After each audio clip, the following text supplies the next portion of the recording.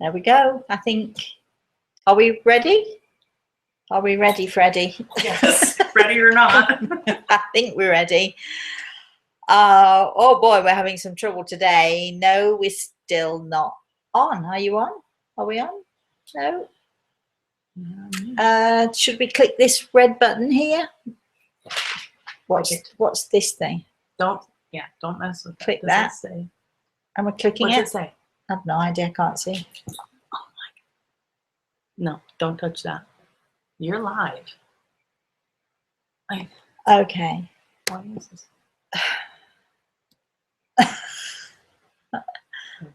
All right then. We are trying our very best. We had a really good show for you today. We are video. But why isn't this coming up here? Try that. I think there's nothing to do on this one. Okay. What does this say here? I don't recall. This is you. Oh, that says just me. But it's recording just like the last time. Okay. See, so. I am so useless at this. If this goes out, it will be a miracle. Thank goodness it's like we're trying to figure out whether we are on or not. Let me see. I'm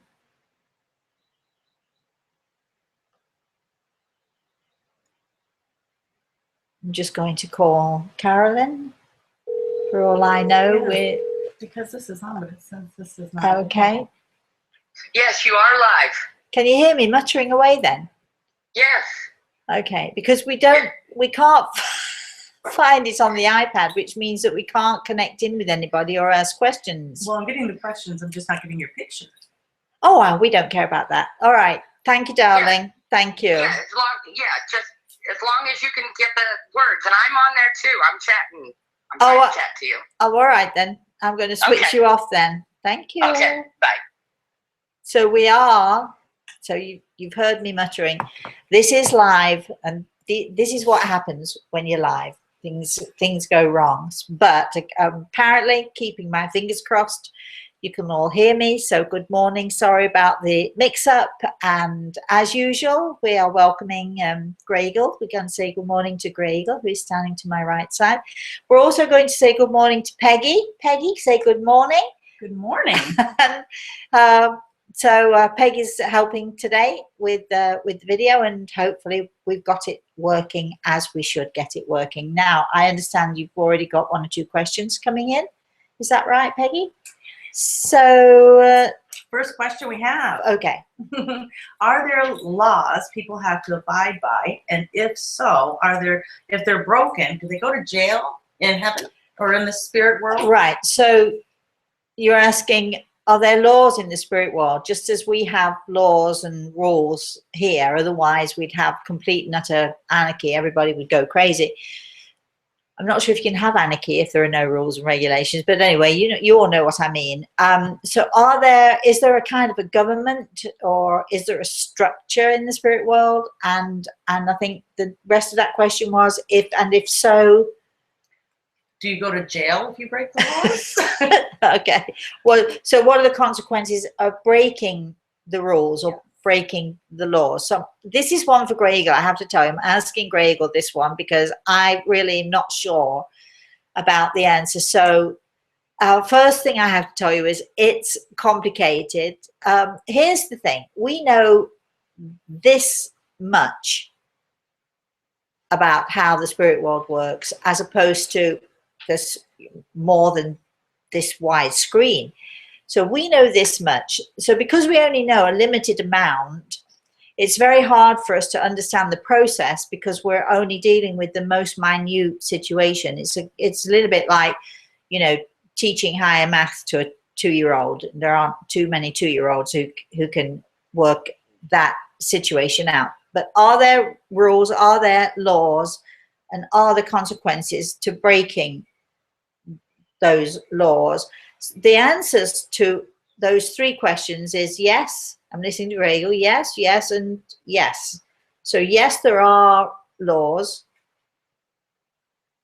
We call them the laws of the universe, apparently. So there are the laws of the universe. Are there consequences if we, if we ignore the laws or break the laws or go against the law for whatever reason? Are there consequences? And the answer to that would be yes, but I'm laughing because Greg was saying, but the consequences are not nearly as simple as just putting someone in jail. The consequences are much more severe. I think this topic is definitely for another day. This topic is, sort of very, very far reaching. I know that Gregor could certainly help to figure out what some of those laws are in the universe.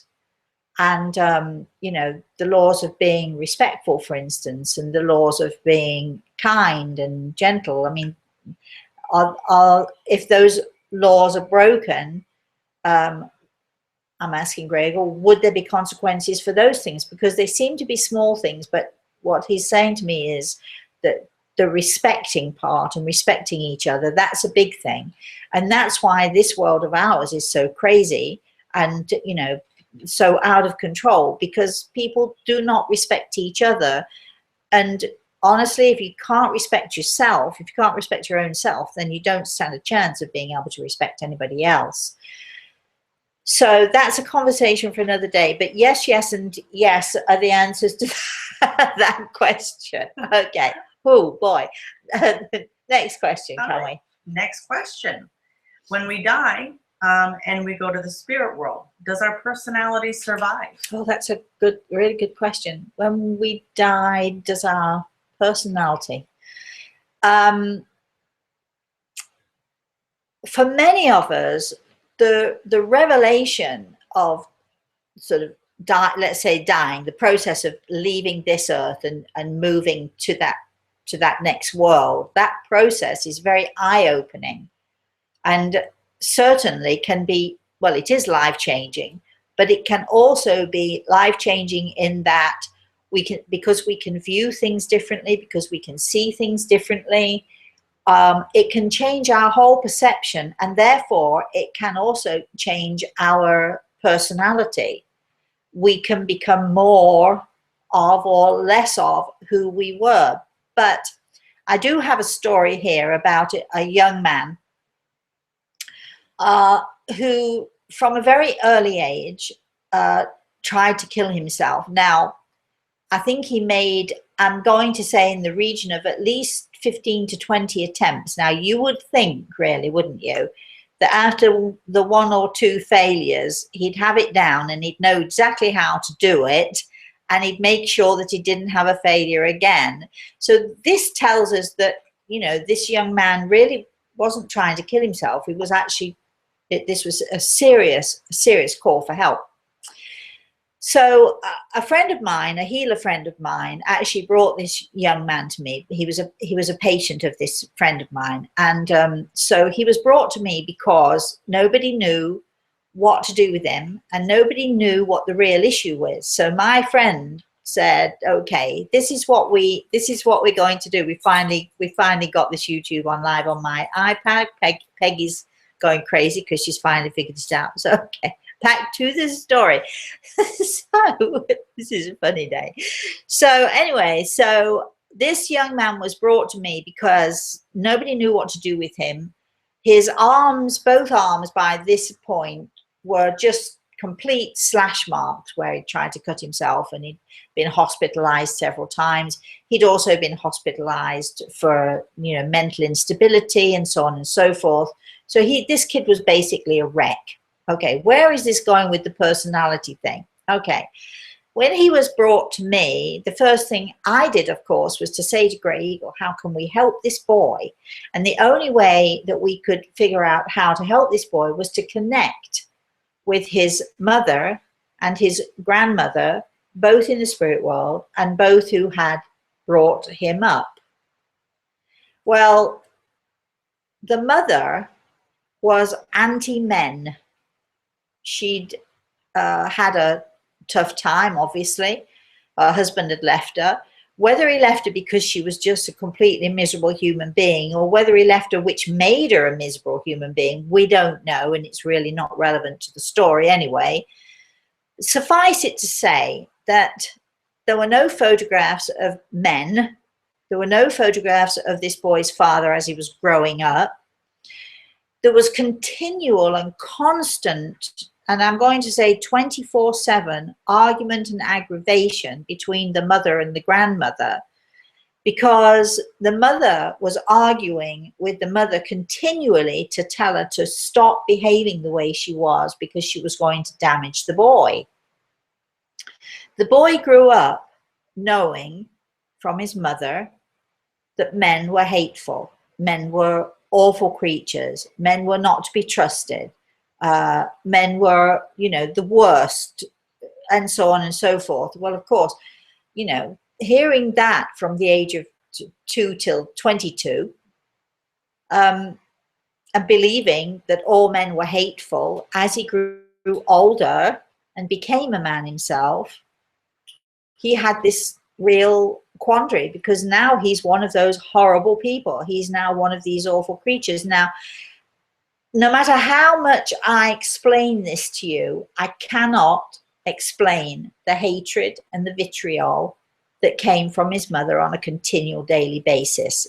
There's no way that I can actually really put it into words to explain the extent of it, but it was awful. It was dreadful. Okay. So here is the problem, and this is why this kid is continually trying to cut himself, take his own life, so on and so forth. So now I have the mother and the grandmother, and I've never had this experience before, and I've actually never had it since, where I was speaking to someone in the spirit world who was still so full of hatred and so full of anger and so self-righteous and so right about everything she believed. And I managed, first of all, to give the boy evidence that, I mean, he was a young man, sort of 24 probably by this time. He was a young man. I managed to give him evidence that this really was his grandmother and his mother. And then we had this conversation, and I was able to tell this young man what his mother was saying, what his grandmother was saying, and I was able to describe his life as he was growing up. He had never before, other than his grandmother, he had never before had anyone fight for him or to tell him that his mother was so wrong.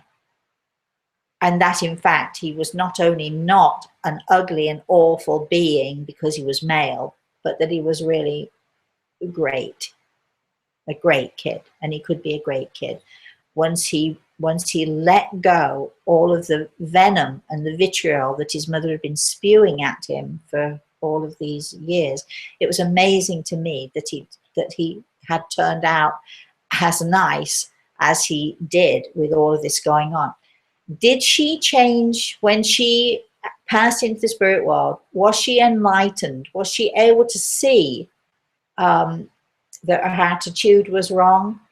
Did her personality change? Did she go from a bitter, mean, awful, vitriolic old lady to being enlightened and to see that was more to life, and that maybe she got it wrong? And the answer to that question is no, she did not change. She refused to change. She refused to see that she was wrong. Will she ever change? I don't know. It's not for me to say. But I can tell you that her personality was exactly the same. Exactly the same, and as awful as it was. And luckily, this boy, with some help from me, with his grandmother, with Grey Eagle, he's doing fine. He's great. He's probably now in his 40s or even perhaps in his early 50s and having a great life, a good life, because he was able to understand that one person's poison is only going to affect him if he swallows it. And this is what I tried to teach him. And this is what you all should remember when you come against people who are spitting poison, spitting venom, being mean. It's only when you swallow it that it can poison you and affect you inside. Now, having said that, her personality didn't change. Okay, but there are other people, and I can tell you so many stories, but there are other people whose personality changes for the better. People who have been miserable or angry or, you know, just downright mean and have a really miserable personality become enlightened. They're able to see where that misery comes from. They're able to be corrected in some of the ways that they're thinking, and they become really enlightened and sorry for the way that they've been. So the answer is, do our personalities change? If you're enlightened, if you're willing to be enlightened, you're willing to be open, and you're willing to see how this fabulous world beyond our world is, if you're a happy person, if you're a nice person, it's only going to make you happier. It's going to make you nicer. If you're a miserable person, but you're open and you're willing, it's going to make you happy. So depending on you and your choices, your personality can change for the better, or it can stay just the same, continually miserable and in misery. Let's have our next question. Okay, the next question is it possible to have spirituality without faith? Yes. That sounds weird, like a weird question. Can you be a spiritual person? In other words, believing in, you know, the universe, universal things, believing that there is more to this life, believing that you do in fact have a spirit, that you do have a soul, but to be lacking in faith. I'm not sure that it's possible that you don't have faith at all, but how many of us, when it comes down to it, can say, I have faith? When you're in a difficult situation, when you're in a serious situation, when so many of us will pull on our faith and hold on to that faith, so many of us then will lose faith or not trust. It's one thing to have faith, and it's another thing to live your faith. And living your faith and believing and saying this will be okay, believing and accepting God's will is one thing. Living it and working through it and being calm and knowing that it's God's will and that everything is going to work out as it should on a daily basis is a whole other thing. Living your faith is not as easy as just simply having faith. Next question. All right, we have a question from Carolyn. Hello, Carolyn. Carolyn is live. Yes, okay, hi, Carolyn. Let's go. Okay, the question is, what does it mean when you see people's faces in your dreams? One face after another. Question is from Tracy. She's actually asking the question for Tracy. Oh, okay. All right. Tracy? Okay. Is this the Tracy who's in Australia? I mean, it would be. Has not put that on there. It actually would be very interesting if it was from Tracy in Australia, because I was on a conference call yesterday for 2 hours with a friend in Australia, and we're planning a trip next year. We're planning to do some events in and around the Sydney area and a cruise. So you might all want to put that on your calendars. I don't know, but anyway, we'll see if it comes off. I'm keeping my fingers crossed. What does it mean when you see faces in your dreams? Well, often our loved ones in the spirit world will come and visit us in our dreams. They will come and say hello to us. You'll know if it's a dream in that it's something on your mind that's playing over in your mind, or if it's something, a message or somebody coming from the spirit world. Because when it's somebody from the spirit world and you wake up, even though you might convince yourself that it wasn't real, your soul is screaming at you, but it was so real, but it was so real. And when you say, oh, that can't be, but it was so real, that's when your soul is saying to you, pay attention to this because this is real. So these are simply visits from our loved ones in the spirit world, who are sometimes just coming to visit and to say hello. They don't necessarily come with a message or come for a reason. They just come to say hello and to connect and to let us know that they're there with us and that they're, you know, participating with us in our lives. But also sometimes, you know, it's a message. Doesn't matter, as long as they keep coming, that works for me and Tracy. As long as they keep coming, let it work for you too, darling. Let's have our next question. Okay, the next one is there a time limit for when someone dies to when they can communicate? Oh, right. Well, this question's asked a lot by lots and lots of people, because there are people who think that, you know, and there are mediums who will say to you, oh, well, you know, we have to have been gone from this earth for 3 months or a month or a week, or whatever it is that they say. You know, you have to have been gone. I hate to use the word dead, but in order to explain it, you have to be dead for X amount of time before you're able to communicate. You have to go over into the spirit world. You have to get used to that environment there. You have to heal, etc., etc. And then when you've done all of those things, then you're ready to communicate. But we know, don't we, that time is of a different essence in the spirit world as it is here. So whatever time it may or may not take someone to acclimatize when they pass, however long it takes, it's in a different time frame, in a different time zone, and in a different time speed than we understand it here on this earth. So I can tell you that, and I'm only telling you from my own personal experience, I can tell you without a doubt that I have spoken to people within seconds of them passing. Seconds. I've been in hospitals and I've been with a family and I've been with them when someone has passed. And I've been talking with the family and holding the family and participating in the family. Seconds after someone has passed, I felt a tap on the shoulder, or I've seen that person. Now, this is going to sound really weird to you too, because not only can people communicate literally seconds after they've passed in our time, in the time as we know it, I've seen people who are, let's say, on their way, standing outside of their body before their last breath is taken.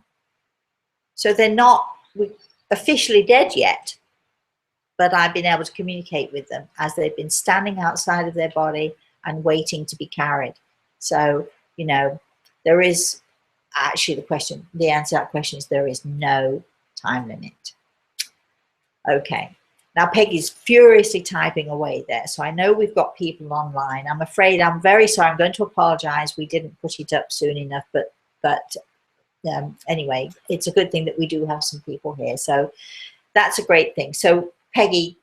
Okay, so Sarah Corey. Sarah? Has a question. Sarah? Yes. Did you say Sarah? Sarah. Okay, yes. Sarah has a question. Yeah. Yes, her question is, are people in the spirit world indefinitely and can it get boring? Sarah, that's a great question. I like that question. Okay. If you can imagine that what we consider the spirit world, let's say the universe, and the many, many, many, many universes that are out there, because we can only see, our telescope only goes so far, but we already know that there are other universes, never mind our own, and our own universe is vast. It's very, very vast. So, okay, so I can't see that it would ever get boring, because there's so much to do, so much to see, so much to explore. And Grey Eagle is interrupting me here because he tells me that there are, in fact, various stages that when we, let's say we pass into the spirit world and we sort of do what we do for a while, then we're able to go to a next stage, and then maybe even a next stage. I'm asking him that question. He says yes. So there are various stages. It may well be that there are various deaths leading to other lives, other ways to go. The universe is vast, and this is a huge subject. So Do we stay indefinitely? Where do we stay in the spirit world? Well, the spirit world, as we've discussed, even here on this earth, we are in this world, this spirit world. We are spiritual beings having a human experience. And I always like to, that's not my quote, but I always like to add a little extra Rosemary quote on top of that, in a spiritual way. We're spiritual beings having a human experience, keeping our fingers crossed, hoping in a spiritual way. So we are part of that spiritual system, if you like. So yes, we're in it forever. We are earth souls. We're in it forever. Does it ever get boring?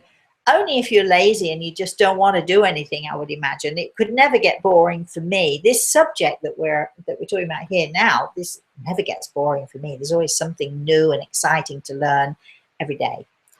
Let's have our next question. All right. Well, Sarah, that's fantastically interesting, your answer. Thank you, I think. Okay, I'm going to hope I'm pronouncing this name correctly. Alessio is Alessio. Alessio? Alessio. Okay. Hello, Alessio. What does it mean when I see in my dreams the moon very big approaching me? Oh, that's interesting. Well, in many ancient cultures, because just remember, Alessio, I'm not all-knowing and all-seeing, okay? Let's do that. Let's get that really clear. But in many cultures, the moon is very prevalent. In many cultures, in their religious beliefs, in their faith, they believe that the moon holds tremendous power. And of course, the universe holds tremendous power. So so I would agree that the moon is very telling. Some people in ancient cultures worship the sun. We all know about that, but many cultures worship the moon.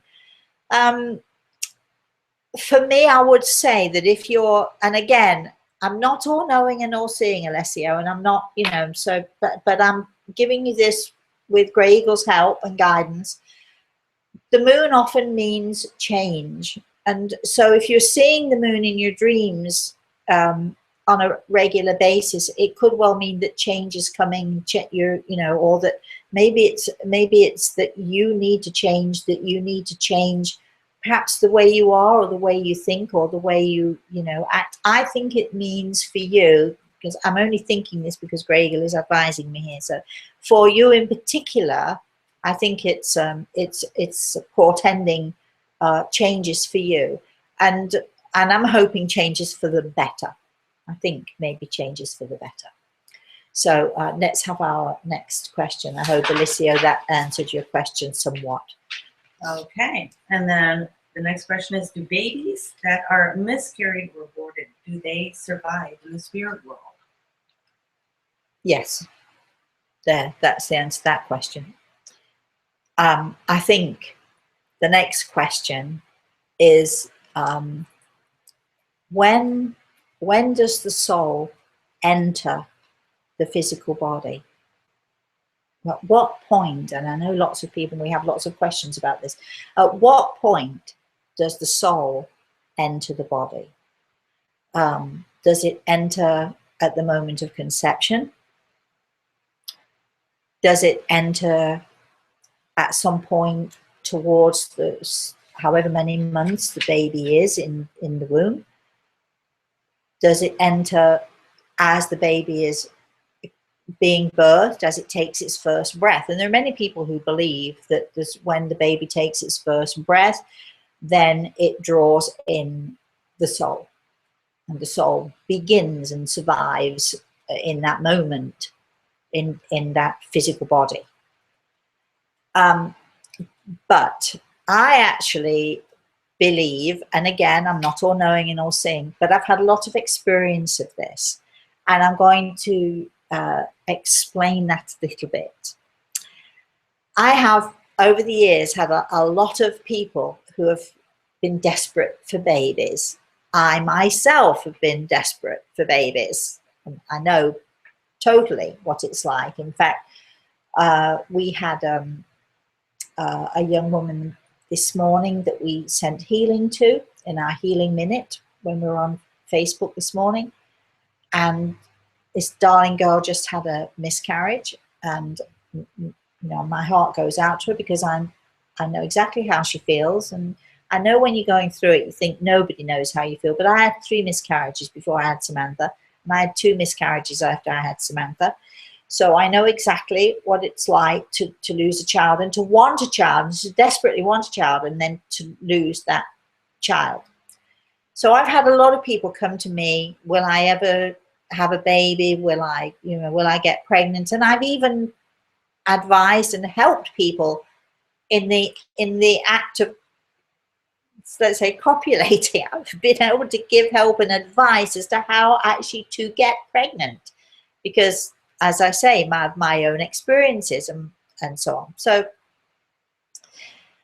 the telltale thing for me is I can look at a woman, I can be walking down the street and see this, or I can have this person sitting in front of me. It doesn't matter how it happens, but I can look at a woman and I can see, and the only way I can describe it to is, it's like this incredibly bright, tiny, twinkling, sparkling star. It's like a sort of like a teeny sort of, you know, little burst of bright energy. And if I see that, and I'll see that actually in a woman's womb, and when I see that, I will know that if it's not there already, it's coming very soon. And that little tiny bright burst of energy is that new soul about to be born, that soul about to enter into this earth experience again. And so for me, I believe that the soul is ready and waiting even before that moment of conception, if you like, knowing that the conception is going to happen, knowing that that this little human form is being made, knowing even before it's made, and just being a part of that birthing, that process of forming. So the soul is there, let's say, even prior to that baby being formed. So I hope that answers the question. But it's fascinating to see it, and I love to see it. And I always, when I see that little tiny bright star sparkling and sprinkling and just doing its thing, I just light, it just makes me light up, because it's almost like I'm looking at magic. It's just magic. It's just fabulous. Let's have our next question. Well, again, comment. It is from Sarah, and it kind of has something to do with what we were just talking about. All right. She says, how does the soul get started from the elements? Well, there you go then. Okay, and to go further with that, Sarah, soul signs any minute now. We are so close now to having it published, and so you'll be able to get it. And soul signs actually describes how a soul is actually created, how it takes its form, and how it's created, and what kind of energy those particular souls are, and how those particular energies form what we know as our soul. And there are 13 different soul types. There are 5 different pockets of energy. And I think if you have that question, you're going to find the book fascinating. And once it is out, which is only going to be now another week or 2, if Carolyn hadn't been on vacation, we'd have had it done by now. Just so she knows, I'm just complaining that she left just at that moment when we, anyway. So as soon as she comes back, we'll get that going. But once it's out there and you can get the book and we can talk it through. Hopefully we're actually going to be talking about forming certain groups of people so that we can do little workshops and have lessons all about it. So you may, Sarah, want to think about that. Do we have another question? We do. Our Caroline, again, has got a question. What does it mean when you dream about falling off a tall building and you have this dream on and off for years? Now, scientists will tell you, again, I'm not all knowing and all seeing, scientists will tell you that, you know, it's a natural sort of thing that many of us dream of falling. I sometimes dream of falling, and I'll literally wake myself up with that, you know, sort of almost like a fright of falling. And I'll wake myself up. And scientists tell us that it's sort of like going in, you know, going in and out of that sleep phase. So we sort of, you go in so many hours, you're going down in deep into your sleep state, and then there's so many hours coming out of the sleep state, and then you go back in, and it's sort of all this rhythm that the body makes going in and out. And when you're sort of going down, somehow you can have that impression of falling. That's as much as I can explain it. So I'm not here to explain dreams, except to say that many of our dreams are a reality. But I'm not a you know, I can't interpret dreams, and I don't care about interpreting dreams, except if we're talking about dreams from the point of view of visits from the spirit world. So we're going to leave that one alone. Next question.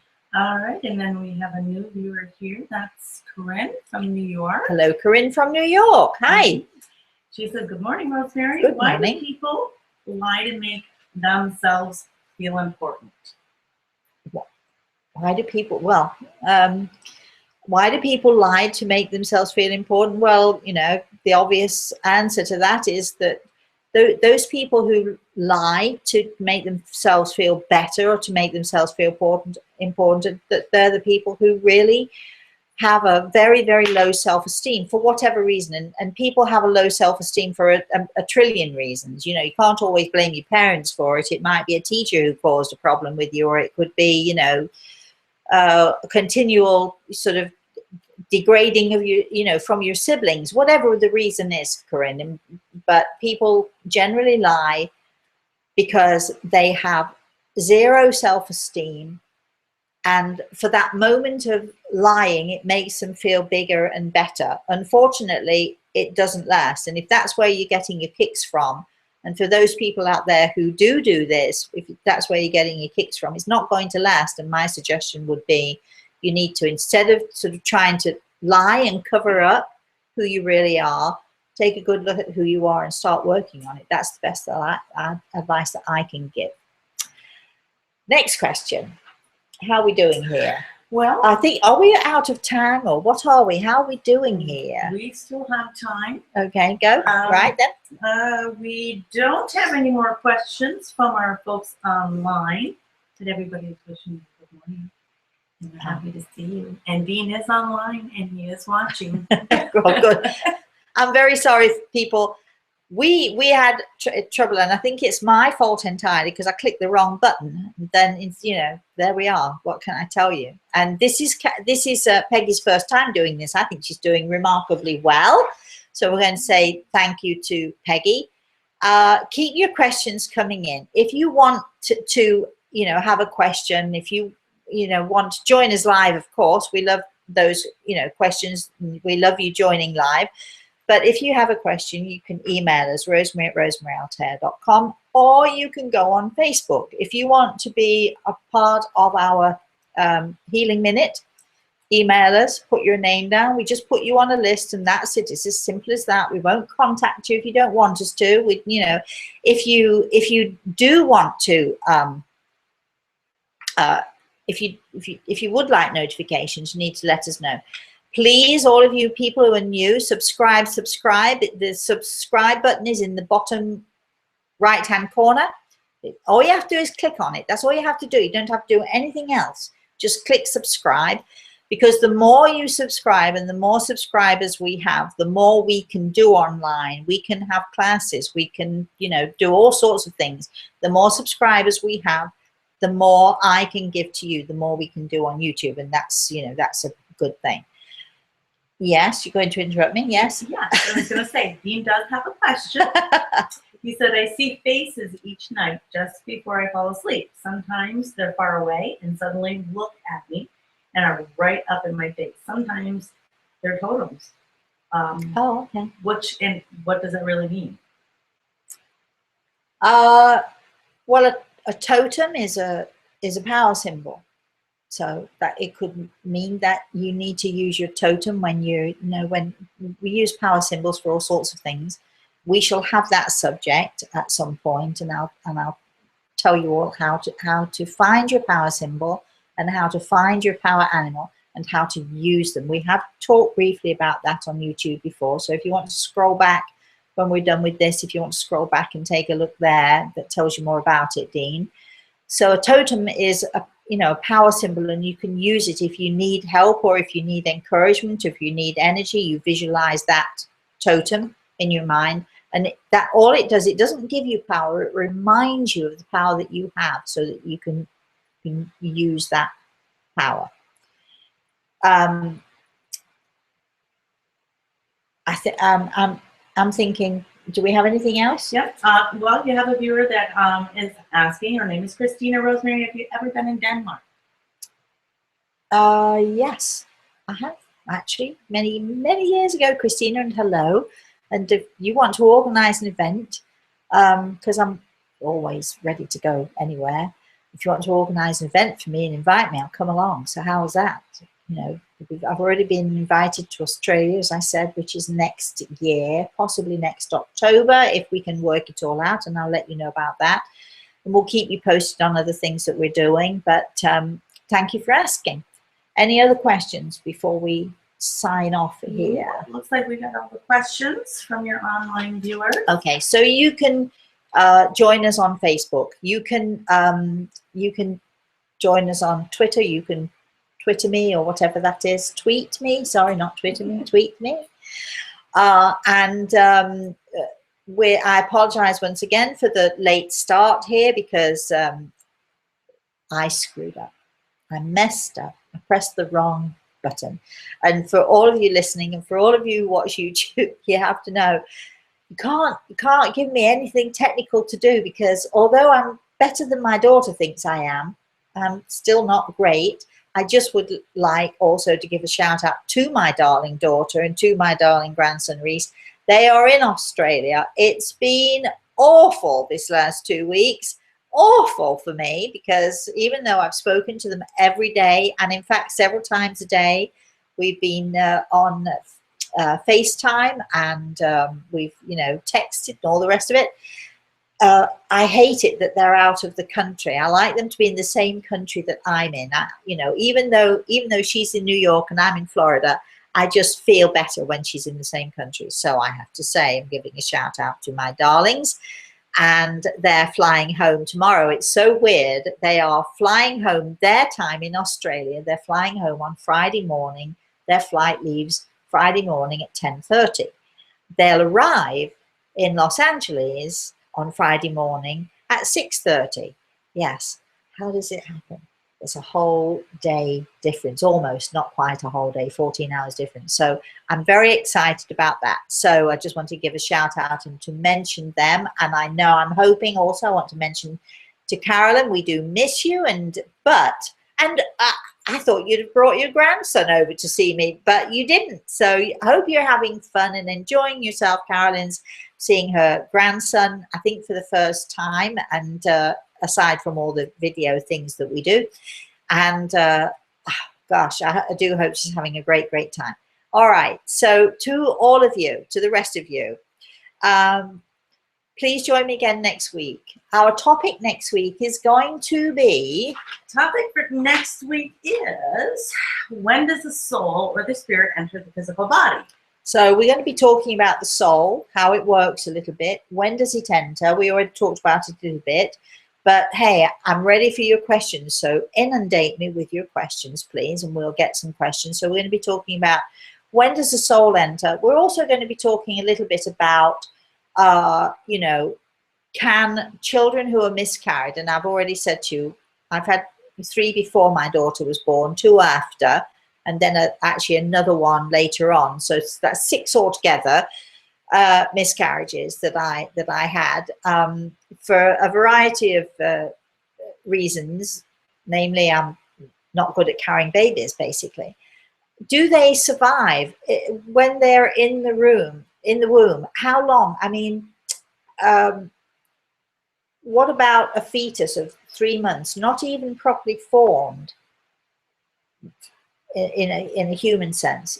What about the baby who only lives a couple of weeks? What about in the womb? What about the babies who are born prior to birth? Do they exist? Do they have a soul? Does that soul exist for them? Is it permanent, or is it a temporary thing? So we're going to be talking a little bit about that. So that's our subject for next week. In the meantime, until I see you again, please, please, please. And thank you again to Peggy. Thanks, Peggy. Please, please, please have a very, very blessed day.